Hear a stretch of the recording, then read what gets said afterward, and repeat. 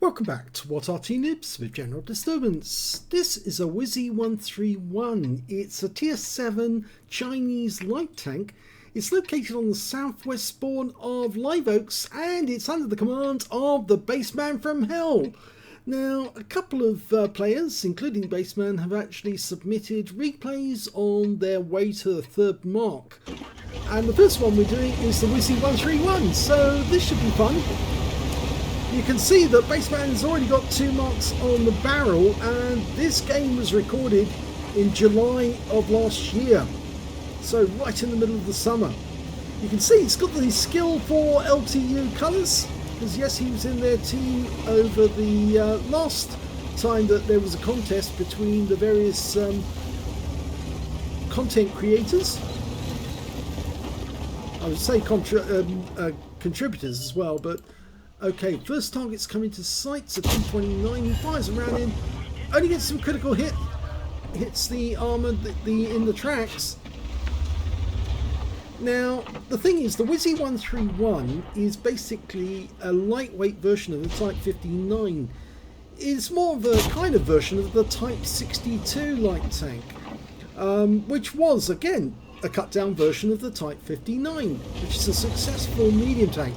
And in fact, I think you could describe the WZ-131 as more of a fast medium than a slow light, because that's really what it technically it is. But it is fast and nimble, and it's got all light tank characteristics. It's only got an 85mm gun. That's the problem. And with the top gun, you can do 200 alpha. With the stock gun, you can only do 180. But you have got decent penetration, 159 with the standard and with the AP, and with the heat rounds you'll go through 230mm of armour. Okay. Well, you've got the heavies in the town, and you'll notice that Bassman is actually using large repair kit and first aid kit, as well as premium consumables. He's using the extra rations, the rice and whatever. Try to get a shot on that T-71. He is behind bushes, so he wouldn't have seen that one. And his sixth sense didn't go off anyway. He's looking for targets of opportunity at the moment.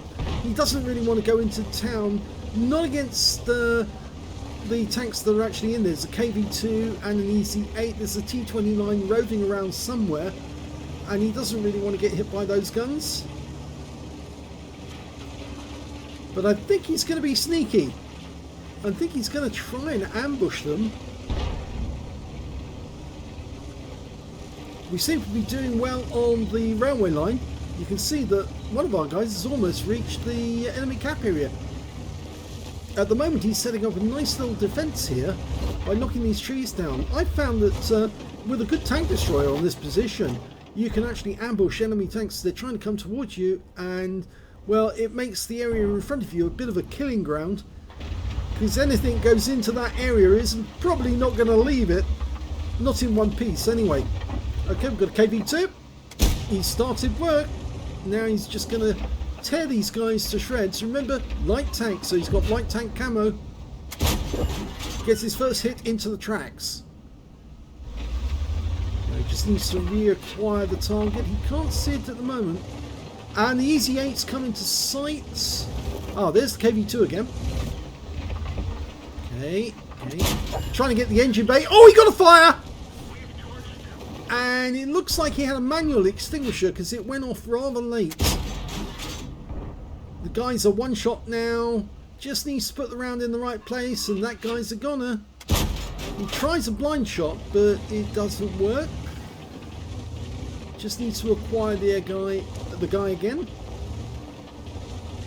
Sometimes rocking backwards and forwards like that may bring the guy into sight without actually hunting for him. You notice he's also got it on low magnification for the... he's only got it on 4 magnifications. Now, for those of you who are not light tank players, by the way, and I know some members of What Arty Noobs are not, you can actually set the default magnification on the first page of the settings. You just go into settings, look on general, and you can look down and see what the magnification is for the default setting on your sniper view, and you just adjust that so you've got it at ×4, and it'll go straight to that one. But you can increase your magnification if you're using Aslains mods, because that will allow you to magnify even more by turning your middle mouse wheel, or assigning to your magnification to your middle mouse wheel. And oh, missed out on that just by a fraction. He could have got the engine bay of the EZ8. Now, one of the problems with the WZ-131 is it does have a few faults. It's got weak modules, mostly because they are located in easy to access areas or easy to shoot areas. And the front of the vehicle is basically on one side a huge, gigantic fuel tank, and on the other side is the driver. So if an enemy puts a shell right into the front of your vehicle, it's going to be rather painful, because you'll either get a fuel leak or you'll lose your driver in the process. Now that KV2 sensed danger, and he was quite right to do so. Here we come. There you go. Yeah, you see the KV2 wasn't ready, and consequently he managed to get a good shot in. Now if the baseman hadn't auto-aimed on, then it might have been a bit awkward as the KV2 derped him, because he would have lost a lot of hit points. It's got fairly thin armour. At the front it's only 35mm on the hull, 45mm on the turret, but at the sides it's only 20mm on the hull and 30mm on the turret. So you can see it's very light with virtually no armour whatsoever, and that M44 is anticipating him coming in from one direction. He's going to come in from the opposite one, and good night. Yeah.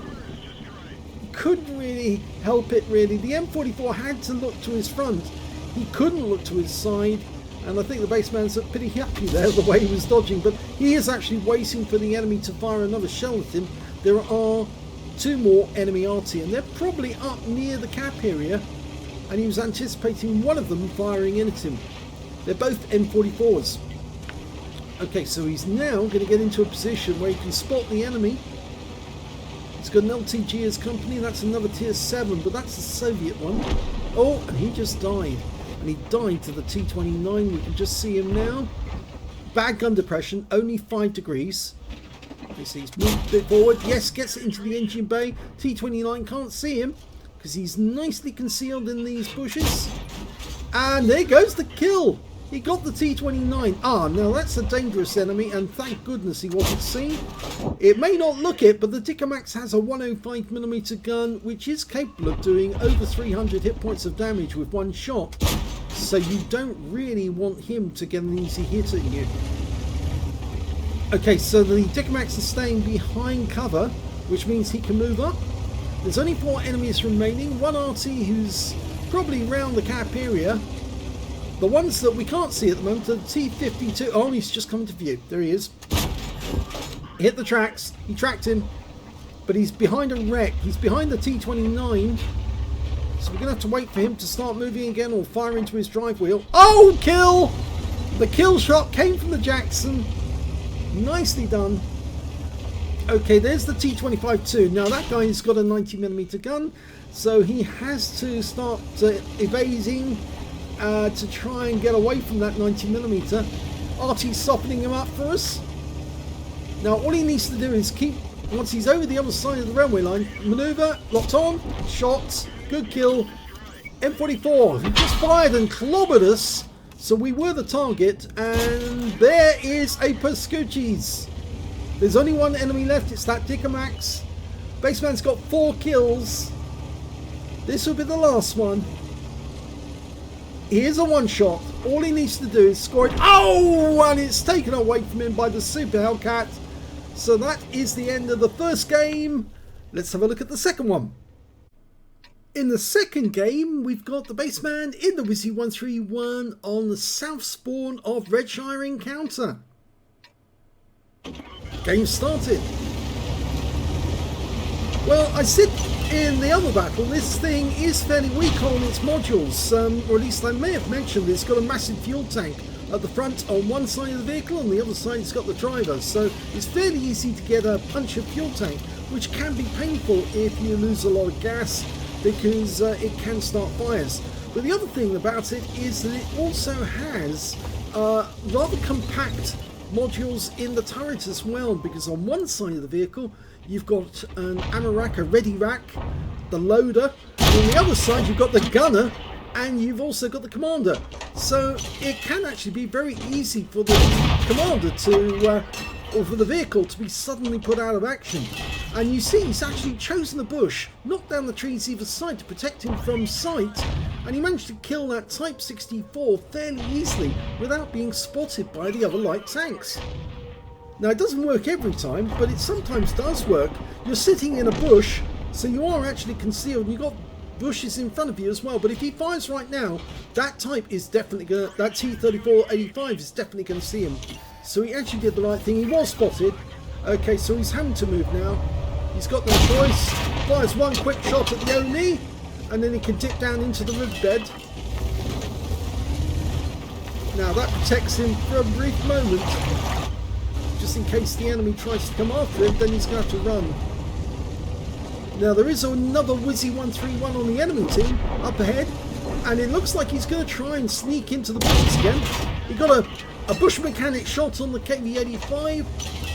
Can he try it again? I think he can if he comes out from behind that house. He's trying to get into a position where he's back in the bush. Doesn't want to expose himself to that WZ-131 on the enemy team though. He's not fully in the bush, but he's nicely concealed now from that Cromwell. Super Hellcat can't see him. KV-85's behind the house. Now I think I saw somebody else try this little technique. I can't remember who it was, but it may have been Quickie Baby. Actually used that technique to get into the bushes and get shots on the enemy. If it wasn't Quickie Baby, it was somebody, he copied it off somebody else.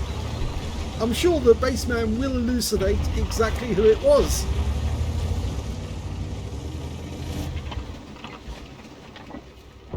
Nice shot! Right to the front of the vehicle. Easy kill there, but ow, he did take a round from the other WZ-131, and he's now out of the game, so that's his third kill.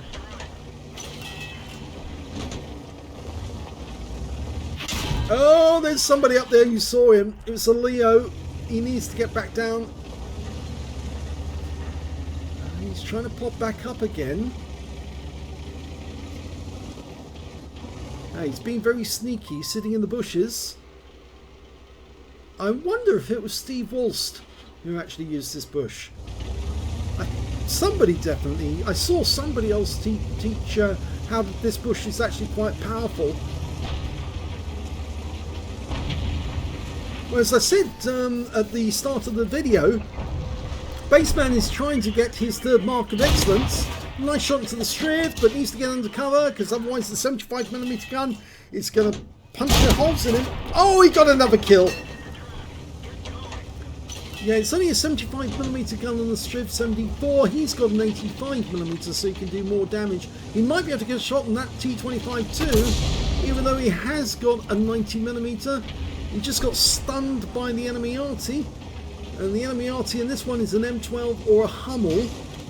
But there's only 4 enemies. Is it 4? No, there's only 4 left on his own team. It's not an M12 and a Hummel. It's a GW Panther and an M44.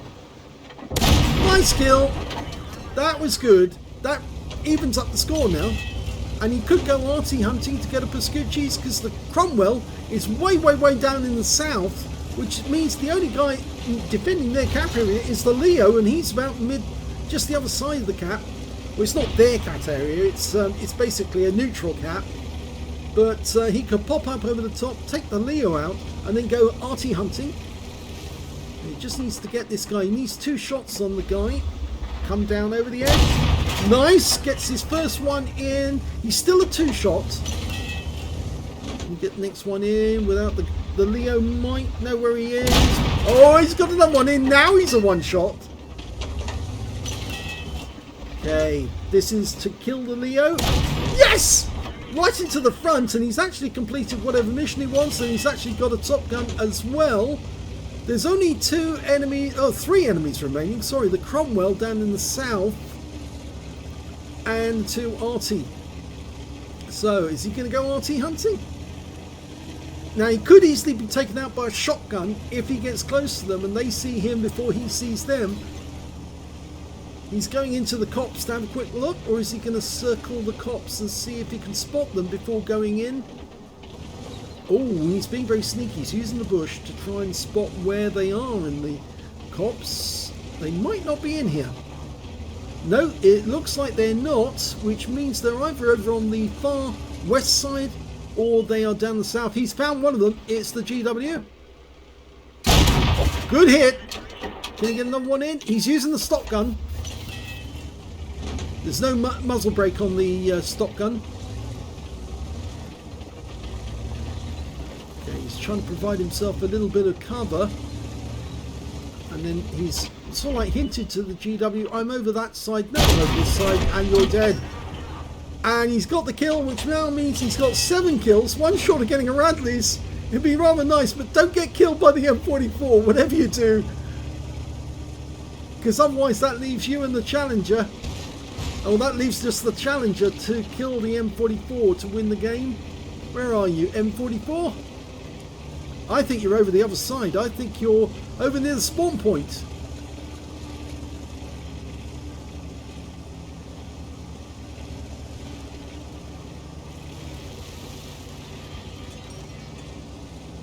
Challenger's gone through the castle, so no.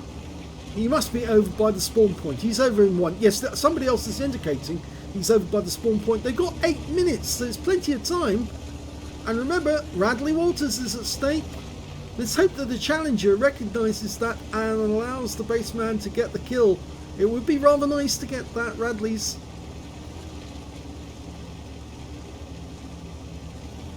You put in a lot of effort to get Radley's when you do get them. I've only ever had 1 Radley's, would you believe it? In all my time in the game, only 1. But I have had battles where I've got more than enough kills to get a Pools medal, but I just never got them simply because it was in vehicles at less than tier 5. Okay, he's not there, which means he might be round the corner in grid square B0. It's a little hiding spot round there, or in B9, which is not very benign as the actual literal word, because you can easily get shotgunned. Let's hope he doesn't shotgun baseman. No, he's not there. He's definitely propelled himself. Challenger's decided to start capping. That's the smart thing to do. Put some pressure, but there is plenty of time for them to hunt the M44 down. And the moment the 6th sense goes off, then he knows he's close. But he is a light tank, so he has good view range, which is 370 meters, whereas the M44, if I remember correctly, is 260 meters view range. So he should see the M44 long before the M44 sees him, unless of course he's right out in the open, and so is the M44. Well, I suppose he could go south. Oh no, there's the M44. He did go. He must have been roving around and hiding himself. He's been found over by the castle, and unfortunately the Challenger is homing in on him. And so it looks like the Radley's probably is not on the cards, because I suspect the Challenger will try to end the game there and then, especially when he's got very low hit points. He's got very close. I wonder if he's guarding him. No, that's it. In fact, he was lost in battle, which tends to indicate that he either fired into a rock to kill himself, or, well, he was turned upside down. So this is the end of this video, and we'll have another video very shortly which will actually show the next stage in the road to 3 marks. So let's have a look at the end of battle stats for both of the replays. Okay, in the first battle, the baseman from hell managed to get an ace tanker in his WZ-131. He got a spotter badge for spotting at least 1,000 hit points of damage, a fighter badge for getting at least 4 kills. He did get 4 exactly. He got a fight for effect for doing more damage than the hit points of his own vehicle, and a bruiser medal for getting at least 5 critical hits. He managed to get 7, and on top of that, he managed to get a patrol duty medal for being the only one spotting 6 enemy tanks whilst they were damaged. His win rate in that game was 4,149, which is Super Unicum standard. And let's have a look at the team score and see where he stood. He didn't get the highest damage in the game. The Jackson managed to get that with 1,849 hit points, but it was very close, because if he'd actually got shots on some of the enemy tanks that were defending, such as the T-25-2 and possibly that Dickomax, he might have just passed enough to get the high caliber, but there was no high caliber for the Jackson because he was actually below 20% of the enemy hit pool. The second highest scorer was the box tank on the enemy team, the SU-100Y. He managed 1,729 hit points. And then we've got Bassman, who got his patrol duty and 1,522 hit points. So he was third on damage. But when it came to kills, he was tops. He managed to get 4 kills. The next highest scorers only had 2 kills, and that was the Jackson, the VK-3001D, the SU-100Y, and the T-29 on the enemy team. And when it came to base XP, he was streets ahead of the others because he got all that spotting damage. 1,433 went to Bassman, 749 went to the M44, and 651 went to the VK-3001D. He fired 25 rounds in that game, got 13 direct hits and 9 penetrations, damage of 1,522 hit points, of which 912 were at more than 300 meters. So you can see, it was some close range shooting. 1 hit received, it was a penetration, I'm afraid, and 1 hit by way of splash damage. Yes, well, he had to try and dodge the enemy Arty shells as they were coming in. Enemy vehicle spotted 1, but he managed to damage 8 of the enemy, killed 4, did 3,512 hit points of spotting assist during that game. On a premium count, he earned 48,257 for the battle, but he got 100,000 credits for completing a mission, so his total was 148,257 altogether. After ammunition resupply, repair and consumables, he still walked away with a profit of 81,412 credits. He picked up 1 bond for that battle and 2,149 XP times 2 for the first victory, 4,299 experience points altogether. And he said that this was early morning shenanigans, ace scout spotter, 4 kills. When he says early morning, what I should actually explain is that Bassman actually works at an airport. He's one of the engineers who service the aircraft at an airport. And so, yes, sometimes he works late at night fixing the aircraft that people are going to fly in the next day. And so, yes, sometimes he is really tired when he gets in, but he still has time for a few games of World of Tanks. Let's have a look at the second battle. That was the one on Redshire, and he managed to get a first-class tanker in this game. He also got a spotter badge for spotting at least 1,000 hit points of damage, a duelist for taking down 2 tanks who damaged him, a 5 for effect for doing more damage than the hit points of his own vehicle, and another bruiser medal for getting at least 5 critical hits. He managed to get 9. In this battle, he managed to get a top gun. In fact, he was very, very close to getting a Radley's. 7 kills he managed to get just a short distance away. Well, a short drive away from getting at 1 shot on that M44, who I think may have flipped himself trying to escape from the Challenger and was dying because he said it was lost in battle. I suspect that's actually what happened. Rather than actually shooting himself, he actually managed to incapacitate himself. The win rate on this game was 7,142, which again, Super Unicum standard. Let's have a look at team score. Well, again, he didn't get the highest damage in the game, and that went to the Leo on the enemy team. Some of those hit points belonged to him, actually. He got the high caliber for 2,559 hit points. The second highest was the Super Hellcat, who got a Confederate and 2,520 hit points. And the next high score after that was the Bassman. So, yet again, he's third on damage, and it's still a very respectable score for a light tank. But when it came to kills, he was top of the table with 7. The Cromwell managed 4. He also picked up a Pascucci's medal, so he must have wiped out our Arty. And 3 kills went to the Striv 74, but Bassman took him down fairly easy. The other Leo, well, of course, yes, he got that high caliber. When it came to base XP, he's tops, 1,282, so he's got 2 of the columns at the top. 825 to the Super Hellcat, 687 went to the M12 on his team. 15 shots fired, 13 direct hits, 13 penetrations, so it's only a couple of shots that went astray. 1,865 hit points of damage, all of it at close range. Received 3 hits from the enemy, 3 penetrations. The armor on this tank is pretty negligible. I think I mentioned that in the first replay. It's very, very thin, so most of the shells that hit you aren't going to go through. And there's a very good chance if they do go through, they're going to hit a module, and that may cause a lot of problems for you. So you have to be very careful not to be spotted. And if you are spotted, yeah, try and run for cover as quickly as you can. He did receive 1 hit by way of splash damage in this game. He also got spotted by, well, spotted 7 enemy vehicles, damaged 7, killed 7, and did 1,085 hit points of spotting assist in that game. On a premium count, he earned 38,994 credits, and after repair, ammunition, resupply, and consumables, took away a loss of 9,607 credits. He got 35 bonds and 1,923 XP times 2 for the first victory, 3,846 for completing a mission, and took away 7,692 experience points altogether. So 2 very good battles in the WZ-131. The first one an ace tanker, that's better, first one an ace tanker, and I'll get that right, yes.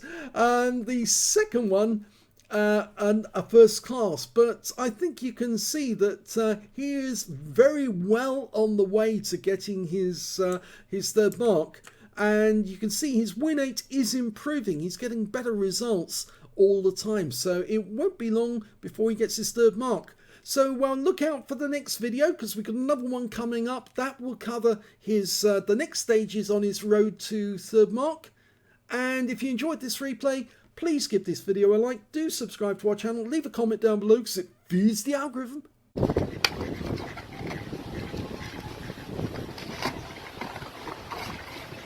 And thank you for watching.